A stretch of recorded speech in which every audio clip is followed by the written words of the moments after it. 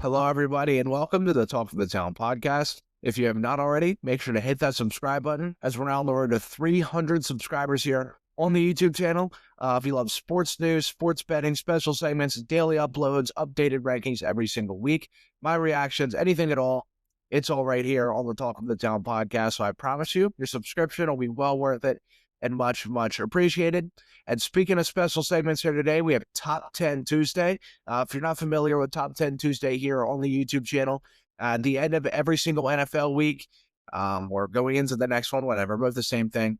We re-rank the top 10 teams and top 10 quarterbacks every single week. And I can assure you this week, there's a lot of changes in the rankings with teams and quarterbacks. Some shaky performances from quarterbacks, along with some playing at an MVP level you wouldn't expect at all. And then with teams, you have some of the top contenders dropping 2 straight. Some starting to heat up here. So we got some new guys on the list. So stay tuned, man. We're going to talk about that at the end of the video. Maybe see if your team or your quarterback has cracked the list here this week. So we'll get to that at the end of the video. But first, I want to talk about the Monday Night Football doubleheaders last night, the Bills and Falcons and the Bears and Commanders. We'll start off talking about the Bills and Falcons last night. What a game last night. I mean, the Falcons, honestly, I thought they were going to end up losing that game because they had the 4th down when they were in field goal range the first time. And was it 4th and 3, and Michael Penix didn't convert the 4th down. It was like, I think it was midway through the second quarter or kind of end of the second quarter. And then the Falcons got the ball back.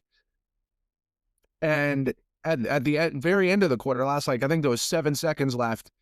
Drake London went for it all, ended up stepping out like, I don't know, a foot before he got into the end zone. And he's literally this close from reaching the ball over the end zone, and just stepped out right before he could get it over, and ended up costing them a full 7 points at the end of the quarter. So I was like, you know what, at that point, it would have been 28-7. It would have felt like he had a pretty commanding lead over the Bills, even though when you have Josh Allen on the other side, I don't care whether the lead was 35-7. I still would feel a little uncomfortable. But Josh Allen, man, I don't know. He threw a bad interception against the Patriots on a scoring drive on Sunday Night Football last week. And then today, or yesterday night, he threw multiple bad interceptions. I mean, that one he had, that I think it was at the end of the second quarter, that ultimately didn't end up leading to a score. But he threw a really bad interception in the middle of the field, which set Penix up for that drive. And again, it was this close to leading to 7 points at the end of the half, which was unlike Josh Allen, especially the last few years. But he's kind of getting reckless with the football again. He's thrown 3 interceptions the last 2 weeks now. As we've known with Josh Allen, he's kind of really toned down the interceptions, should I say. And that's kind of been the main part of his game. But now he's thrown a decent bit of picks the last couple of weeks. Maybe he's just in a little bit of a funk. The Bills' defense, for one, is really bad right now. I mean, they have a decent pass rush, but man, anything else besides that, their secondary, nothing feels very strong on that defense. And you have to wonder, is this going to hold them back in January? I mean, I think the Bills are absolutely going to make the playoffs. They're still 4-2. I mean, I know they've dropped 2 straight, but quirky game against the Falcons. I mean, the Falcons are kind of a quirky team anyway. Kind of weird. They're kind of hot and cold. Some weeks you'll play them, they look great, and they lose 30-0 to the Panthers. So you don't really know what you're getting with the Atlanta Falcons. I mentioned yesterday on my video that this game was an upset alert game. I actually had a feeling the Falcons are going to win this game. I said the Bills, coming off an emotional loss to the Patriots on Sunday Night Football last week, going into Atlanta. And I said one of the things with Atlanta, and well, here's the thing, the Bills also travel well. No matter where the Bills play at, it seems like they're almost playing at Highmark Stadium. I mean, the Bills fans travel extremely well no matter where they're at. I've seen the announcer say that last night. I think it was Orlovsky, and I forget who else was announcing that game last night. But they even mentioned that as well. I mean, I bet knew that. But the thing is that playing in Atlanta, I said Atlanta has one of the most underrated atmospheres in the NFL. Like every time I watch an Atlanta Falcons game, the fans, man, I mean, the atmosphere in the stadium, just watching it across from my TV is like, damn, I wouldn't want to be an opponent playing there.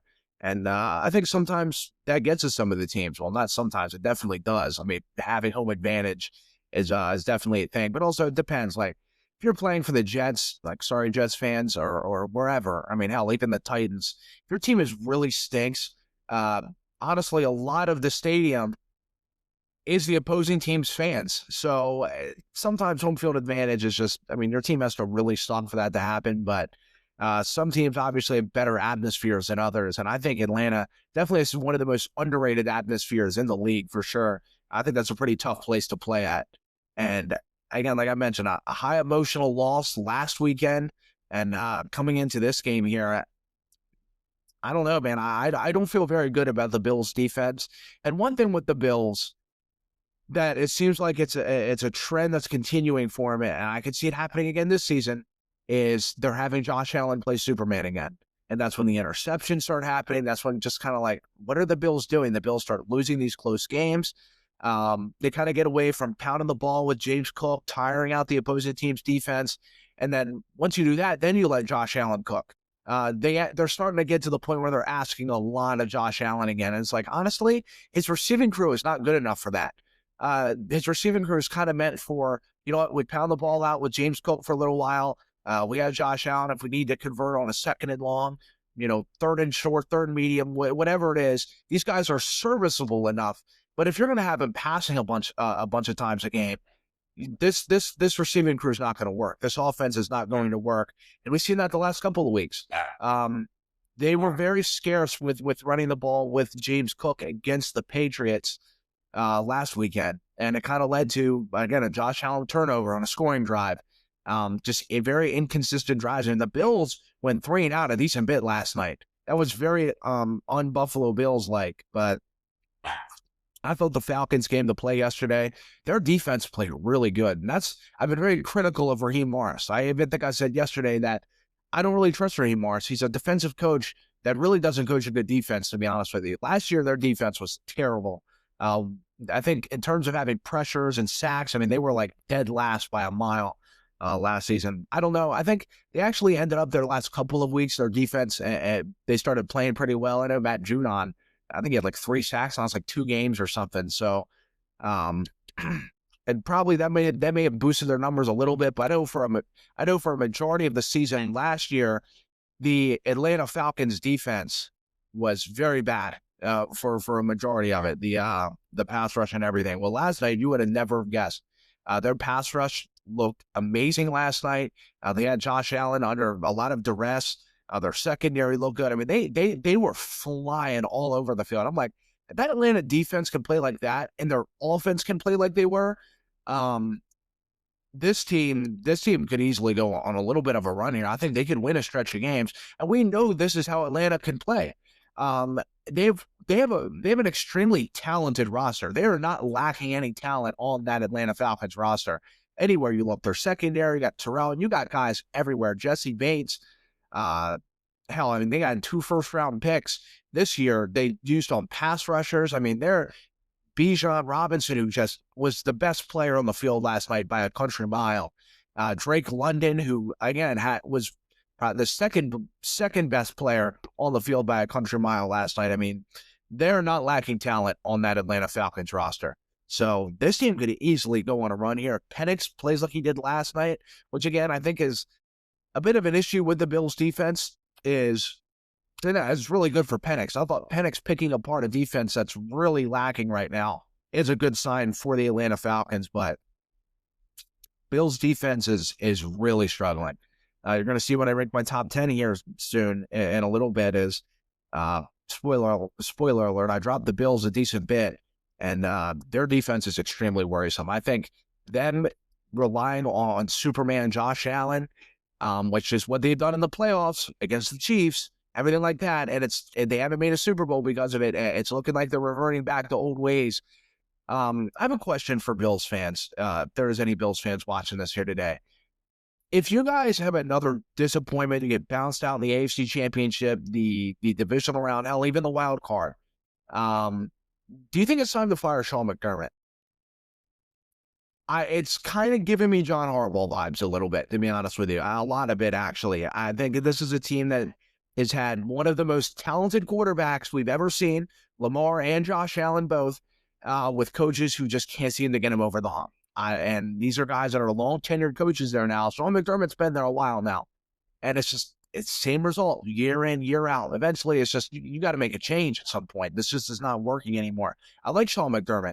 I do think he's a good coach, but I think no matter how good of a coach you are, like Andy Reid with the Eagles, eventually your time just runs out. Bill Belichick with the Patriots, like eventually your time just passes with an organization. And I think that's where I think that's where the Bills are kind of at right now with Sean McDermott. Is I just think it's starting to kind of get a little old. Maybe the messages weren't a little thin. Again, they're still 4-2. I mean, they're not 2-4 right now, but they've had multiple close calls. I mean, they are a miraculous comeback against the Ravens away from being 3-3 and a game back from the Patriots. So this team is not quite a dominant 4-2. That's what I think about Philly as well. Like Philly has a couple of, lucky bounces, lucky things go their way, miraculous comebacks, stuff like that from being a team that's under 500 or at 500. So these teams are not dominating by any stretch and just kind of having a couple of fluke games. Like they've already been on the brink of losing a lot of games. So that's a little worrisome for the Bills. But the Falcons, Bijan Robinson is just was a man amongst boys out there last night on that field. It truly was. I seen him out there last night. I'm like, this guy, him and Jonathan Taylor this season, like Derrick Henry's really getting nothing going with the Ravens, which isn't necessarily all his fault. The play calling there, I mentioned 1,000 times, is just egregious. Saquon Barkley has had a little bit of a slow start. He hasn't looked great to start off the season, but neither has the entirety of the Eagles offense. So I don't really know what's going on there. But Jonathan Taylor and Bijan Robinson right now are kind of what Saquon and Derrick Henry were last year, kind of just like 1A, 1B, and then it's the rest of the league. Maybe besides Rico Dowdle, these last couple, Rico Dowdle's like a top 3 back in the league right now, the last couple of weeks. So, but I'm just going to say right now, like Jonathan Taylor and Bijan are kind of 1A, 1B in the league right now. Very Saquon, Derrick Henry last year. Like these two are just tearing it up right now. Jonathan Taylor's just been freaking incredible. And Bijan, you seen out there last night. If it wasn't for him, they probably would have ended up losing that game. Even Penix played well. London, he almost had like 200 yards or something last night. So, I mean, still, Bijan feels like the heart and soul of that offense still, even with all that talent. He's probably the best running back in the league. Jonathan Taylor and him, again, are just very 1A, 1B right now. If you wanted to rank Jonathan Taylor as the best, I'm not going to sit here and argue with you. If you wanted to rank Bijan the best, I wouldn't sit here and argue with you. But I'd probably take Bijan right now because he's more of a threat in the pass-catching game. I think we can all agree there. But he was freaking incredible last night. He really was. He was just tearing up that Bills defense. Just literally tearing them apart. Penix looked really good last night as well. Looked comfortable, looked like Washington Michael Penix. I mentioned a few weeks ago in my video, and I also posted on my social medias that, hey, this play calling for Penix has just been atrocious. Well, last night he looked really comfortable. He did miss a couple of throws, but who doesn't every now and then? Every quarterback misses a couple of throws. Josh Allen missed a bunch of throws last night. There was one, it was like a 3rd and 4 or something. I forget. I think it was Shavers or someone was wide open in front of him, and he just missed him. He threw like 2 yards behind him in the dirt. So every quarterback misses throws. I'm not going to hold you. You miss 2 or 3 throws a game. I'm not going to sit here and bash you for it. But, there was still some inconsistencies. Orlovsky mentioned a couple times that I noticed as well. He can work on his touch a little bit with certain balls, but again, he's in his second year in the league. I'm a guy who likes to, like coaches and players.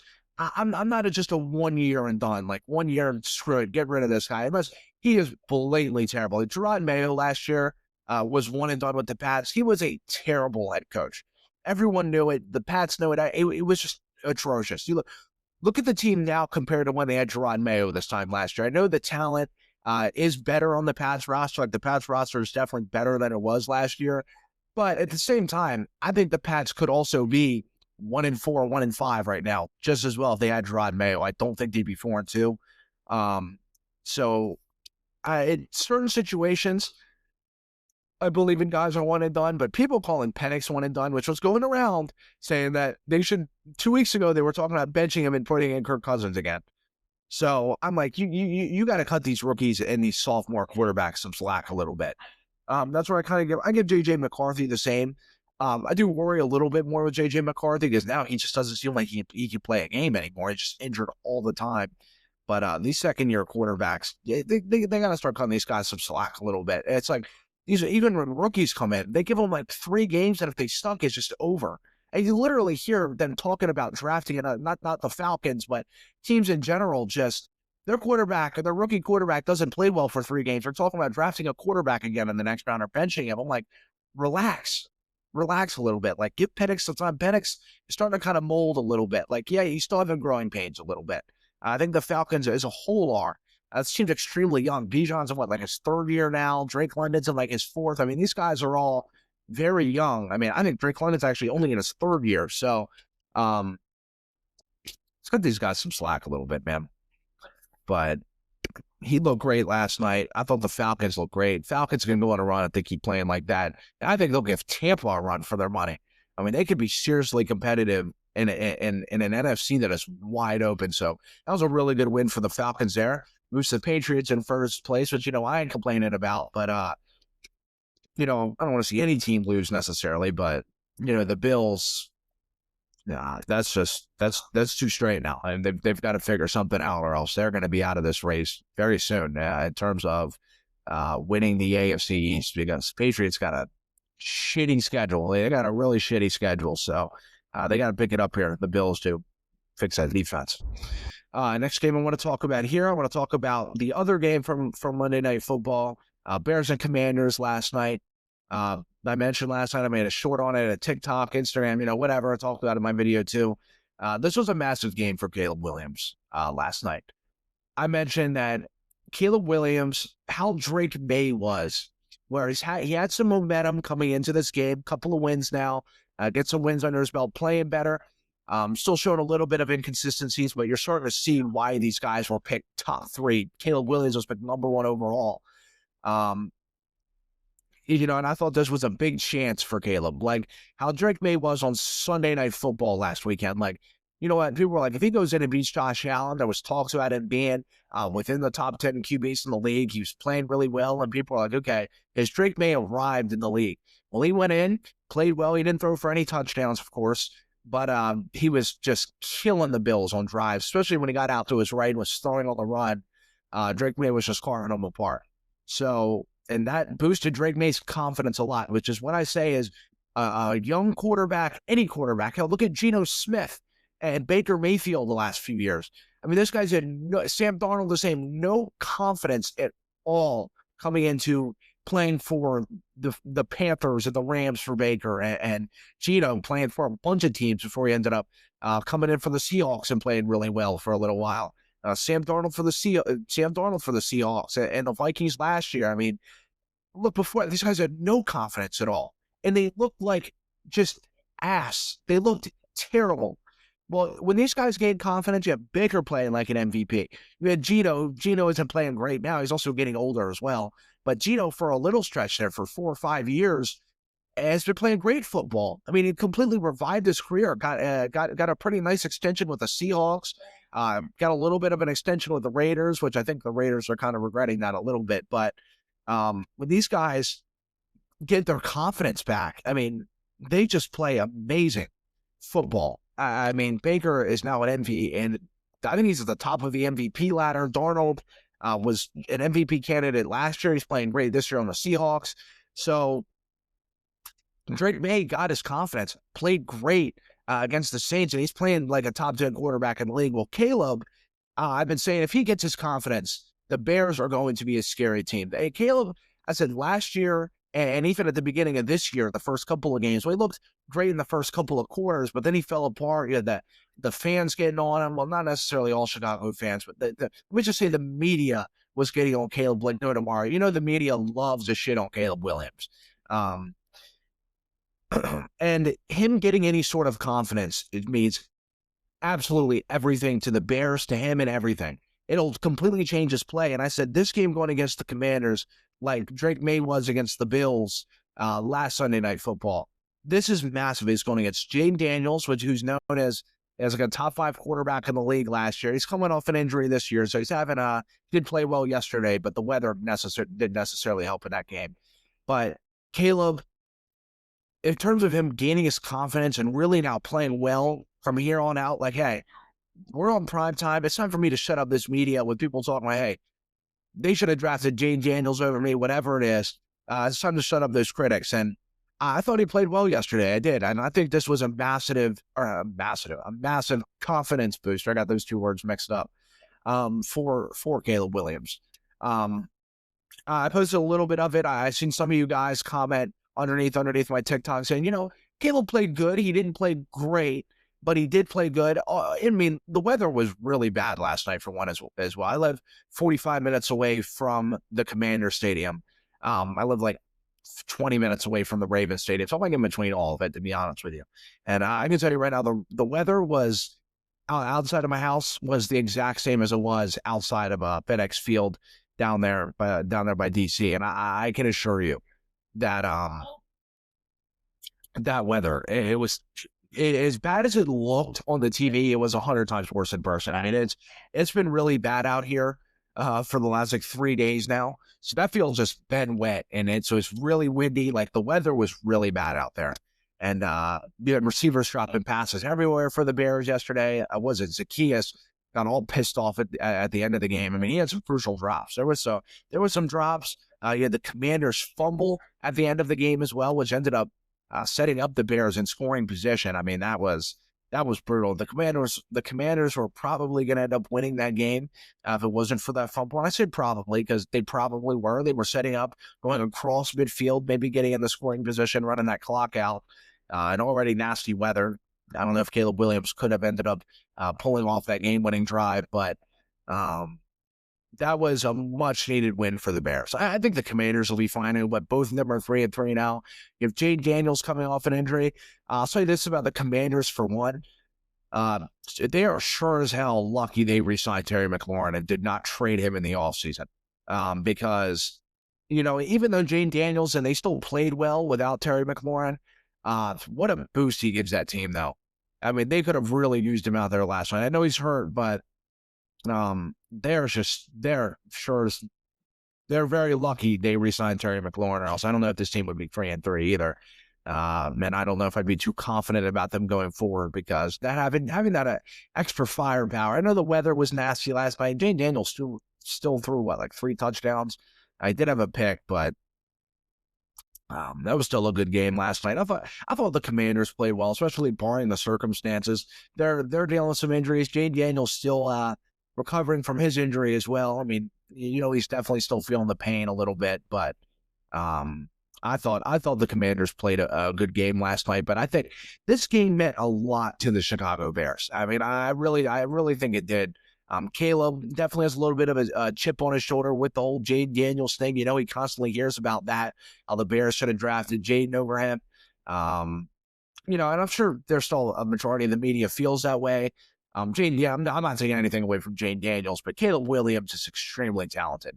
But I do still think I've seen some throws last night where it's like, damn, man, you got to hit those throws. Like, there's still some inconsistencies with Caleb Williams. There's growing pains. I mentioned with Penix a few minutes ago, like, these guys are still in their second year in the league. And some guys develop quicker than others. Of course, as a star, as the number 1 overall pick, you're kind of forced to develop faster than others. You just are. That's the spotlight you're in. You're kind of seen, honestly, if you're picked number 1 overall, you're kind of seen as the savior of the team. You clearly have a team that is in utter just despair, to be honest with you, is looking for you to save them. So, I think Caleb really needed that game last night. I do. And I think that was a massive confidence boost for him. Even if fans and people thought he could have played better, still pulled out the win. They're 3-2 now, for one. I mean, they're right back in this thing. They were 0-2, and I was like, shit, man, are the Bears going to have another 5-win season? I was kind of wondering that as well. I mean, I mentioned a couple times on my podcast, like, are the Bears done again already? I mean, 0-2, and they just fell apart and during both their losses. I mean, they kind of started off hot and they fell apart, and Caleb fell apart during those games as well. The whole team did. So it was just like, damn, this team on the brink of just utter collapse again. But now they're 3-2. They've got a couple of really good wins. I know they play against Baltimore in a few weeks as well. I don't know who they play next week. I got to look. But I know in 2 weeks they do play the Ravens. And, I mean, the Ravens, if they keep playing like they are, I think Lamar and Roquan Smith are expected to come back in those games. So that's a bit of a hit for the Bears there. But, yeah, the Bears are right back in this mix. Like I mentioned, the Commanders will be fine. They didn't have Terry McLaurin. The weather was really just ass. And I can assure you, I was experiencing the weather right out here. I went to go run up to the grocery store last night, and I mean, it was just, I can't imagine playing a football game in this weather, more or less. I mean, going to the grocery store was miserable enough.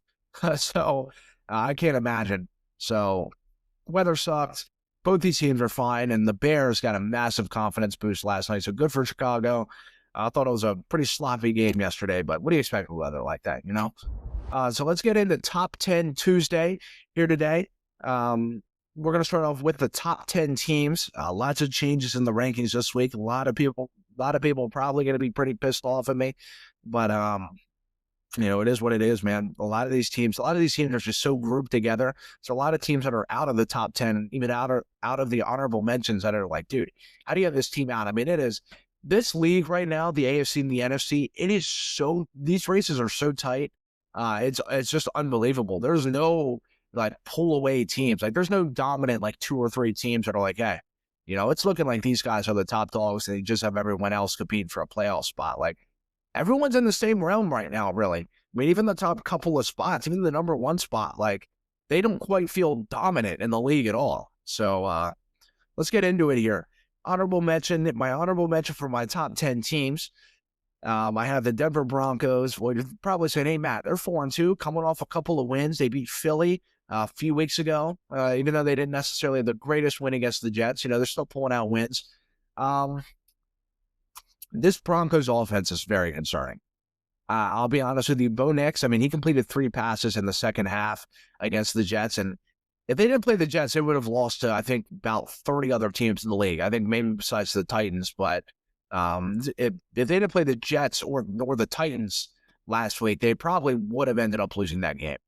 And the Broncos defense is one of, if not the best in the NFL. I mean, their defense has been a saving grace for them. There's no doubt about that. It definitely was against the Jets. I mean, they held Justin Fields to like a negative 10 net yards rating or something ridiculous like that. I mean, it was just crazy. And mind you, Justin Fields hasn't been too bad this season. I mean, definitely hasn't been great. Lots of talk about them moving off of Justin Fields, but this Broncos defense was just, they're everywhere. I mean, this defense is a saving grace for this team because Bo Nix struggling a little bit. There's no doubt about that. And I'm not going to quite put the Broncos in the top 10 yet. I think they're playing well. I think the defense is just a top-notch unit in this league, but that offense, man, is definitely worrisome. I think, like I mentioned, if they were to play against 30 other teams in the NFL on Sunday, they probably would have lost. So, you know, I definitely have to take that into account. I think they got pretty lucky playing the Jets on Sunday. Number 10, I have the Eagles. They dropped 7 spots from number 3. I know they're still 4-2. They have a ton of talent on that team, but the way the offense is playing, and even the defense now sustaining some injuries, on top of the offensive line now, and the Eagles are rough. There's no doubt about that. The Eagles, and I've seen some lists here this morning, man. They had the Eagles out of the top 10. They have them at 11, and I've seen them as low as 14 right now. So there's a lot of people bashing the Eagles. I'm still going to keep them in the top 10, but, you know, I had them 3 last week. I was like, you know what? I think they'll get this offense maybe back together against the Giants. Can they pull it off?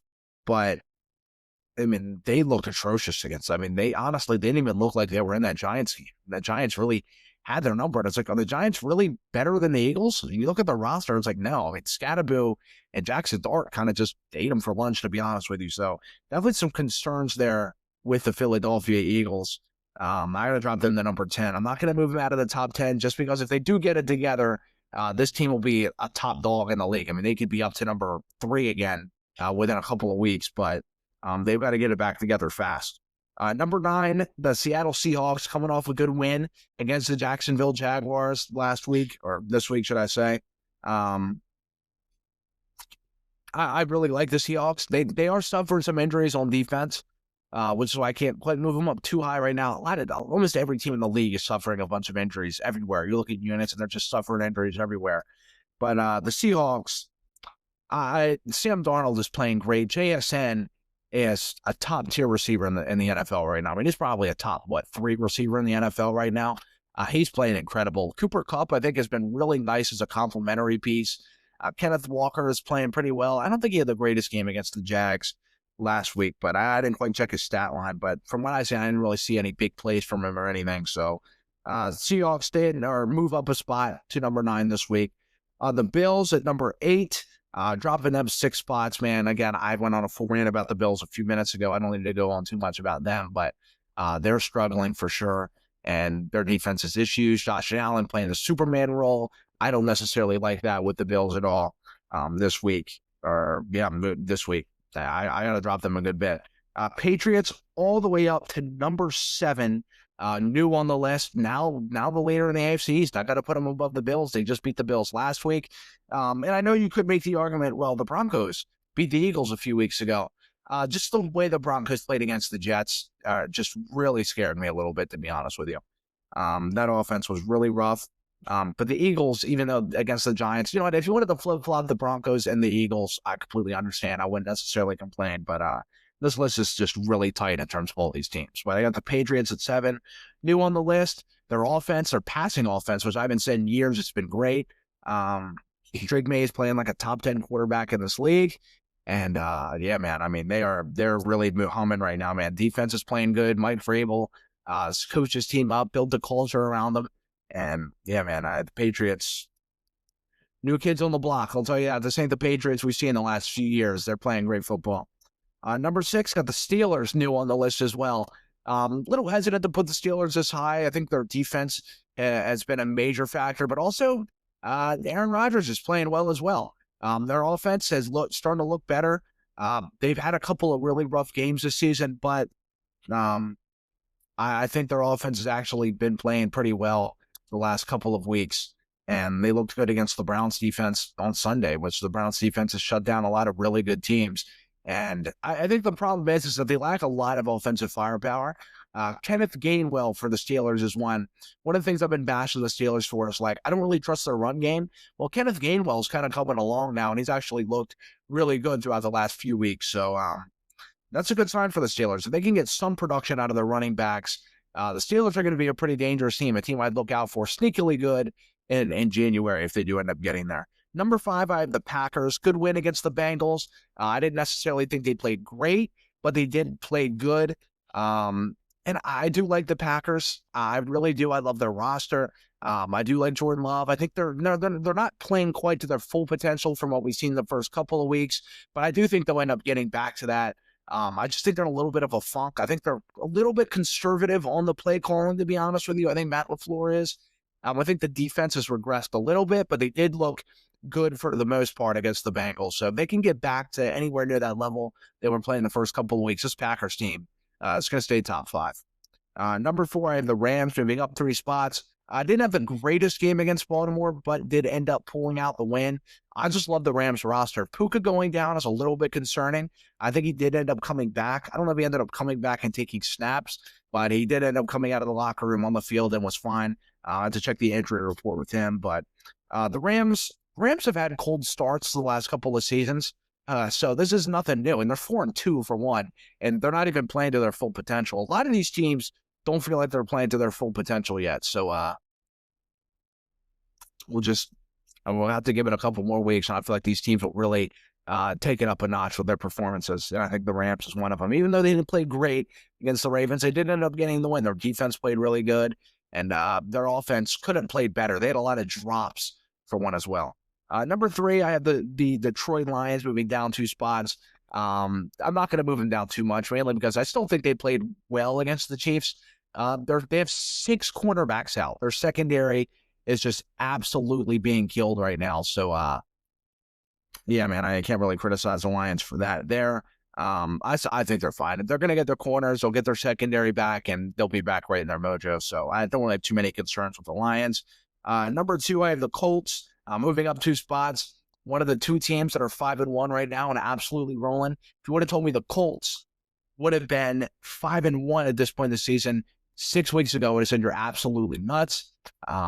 It's just they're playing out of their mind right now. Jonathan Taylor's a top-notch back. Daniel Jones, Indiana Jones, just been playing absolutely great. They just have, man. I mean, their roster, I love their roster. I love their offensive line.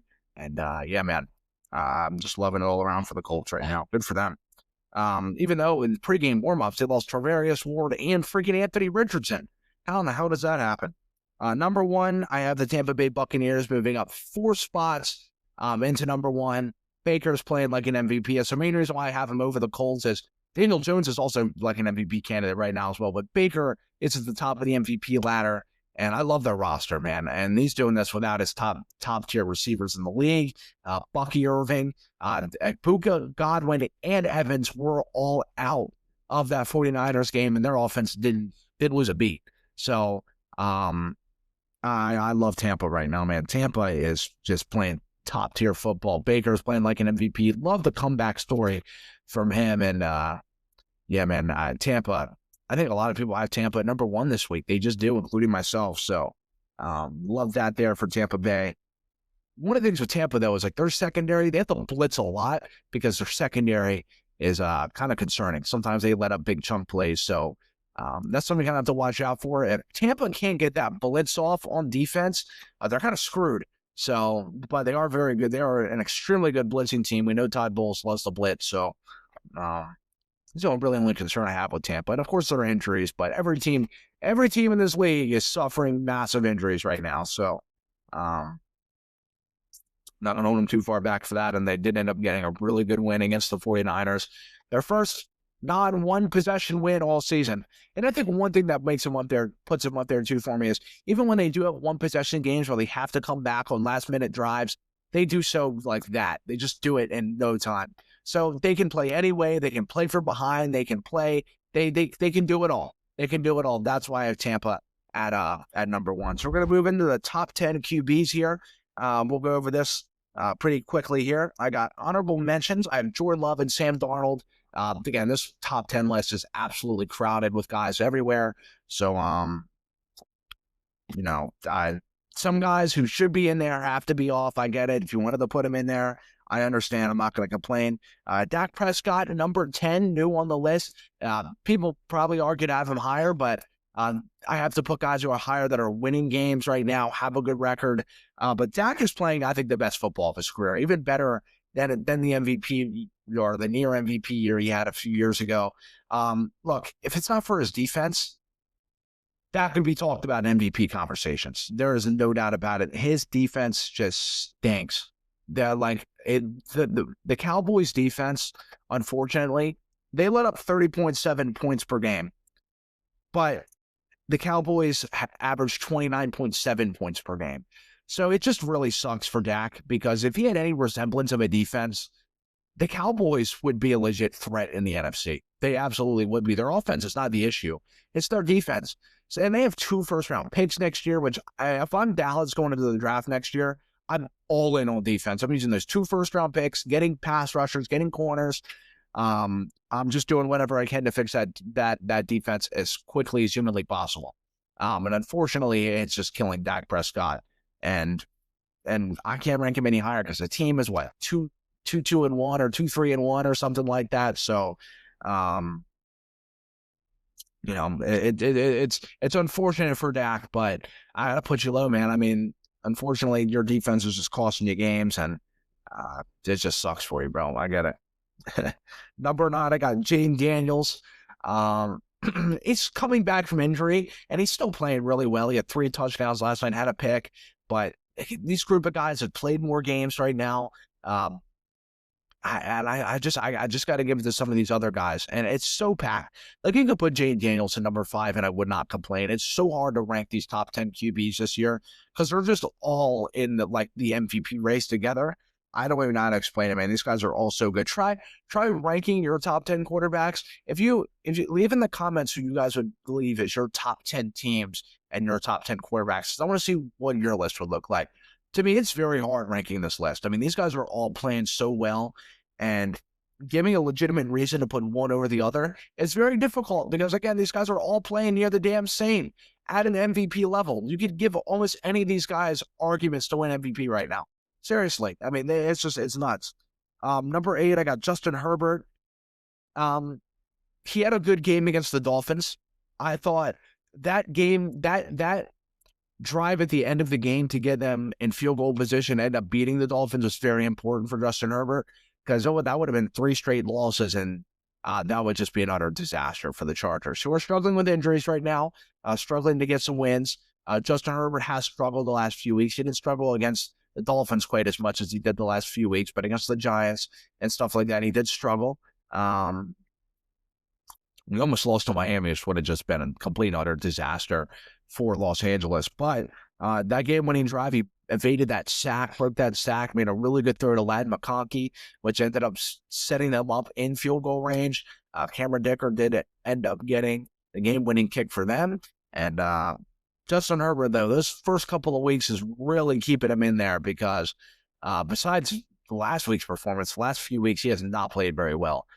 Again, he's missing his top 2 tackles, his top 2 running backs. I think he was missing Quentin Johnson against the Dolphins. So he's dealing with a lot on that offensive side of the ball. But still, though, man, it's difficult with these guys. Number 7, moving up a spot, I got Drake May.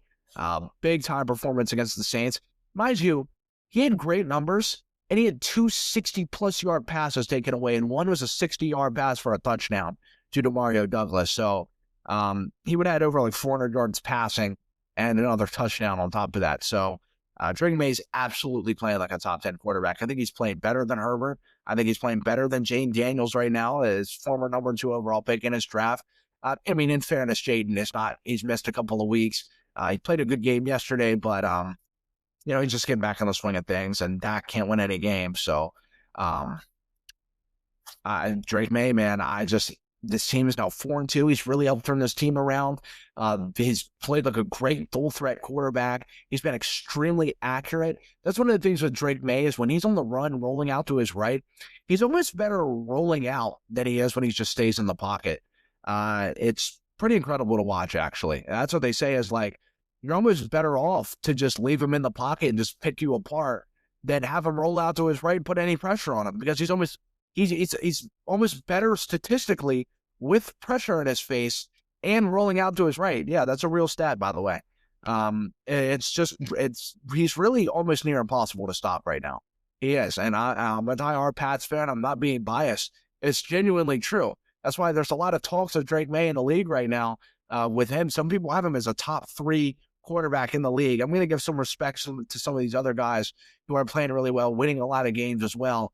But May is new on the scene with these guys. So, but he's if he keeps playing like this, he's just going to move up and up and up every single week. And especially if he keeps winning games. I mean, that's massive for this team. This Pats team has won, mind you, they're 4-2 right now. They've won 4 games in total the last 2 years. They went 4-13 in back-to-back years. So it's a new Patriots team this year. And Drake May is a massive reason why he is playing at an MVP level as well. All these guys are. Number 6, got Daniel Jones, moving down a spot, even though he did play really well against the Cardinals. They did end up winning that game. Closer game than it should have been. They didn't end up losing Travarius Ward in pregame warm-ups. I think he did something like some of his orbital with his eye or something. I know, or was that Anthony Richardson? I don't know. I know Travarius Ward got a concussion. I think Anthony Richardson may have been something with his eye. I think that was him. I don't know what the hell. Yeah, because in the band like snap in his face or something like that. I don't even know what the hell's going on with the Colts at all with the pregame. I think pregame they should just sit on the bench and just drink some Gatorade and kind of relax and do some stretches or something like that. Maybe the whole pregame warm-ups ain't the Colts' thing. I don't really know, to be honest with you. But Daniel Jones, one of the biggest surprises in the entirety of the NFL right now. He genuinely is. He is. If you would have told me Daniel Jones would have been ranked number 6 on my top 10 quarterback list again, like the entirety of the Colts in general would have been ranked. What were the Colts ranked on my top 10? Where are they at? Number 2, and I have Daniel Jones at number 6. If you would have said I had them anywhere near any of these spots, Hell, even top 15, both of these guys. The Colts and Daniel Jones, I would have said, you are just out of your freaking mind. But hell, they have proved me wrong. They proved everyone wrong. Not even just me. They proved everyone wrong, man. The Colts are really top tier organization in the league right now in terms of how they're playing, their roster. They're really good. They are. Got to give them credit. Daniel Jones is a massive reason for that. He's up there with those guys like Baker and Darnold, career resurgences.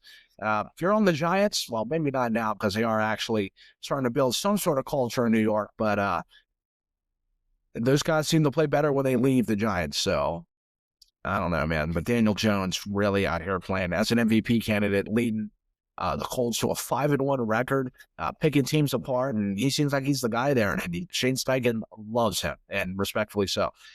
Number 5, I have Jared Goff. Even though, look, they lost pretty handily to the Chiefs the other night, but Goff played like an MVP as well.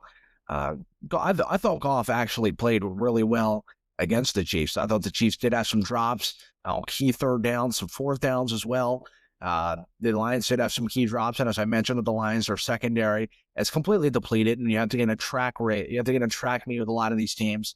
And when you're in Arrowhead, Arrowhead is an extremely tough place to play. Majority of the NFL cannot win a game at Arrowhead. So, it's a tough assignment for the Lions.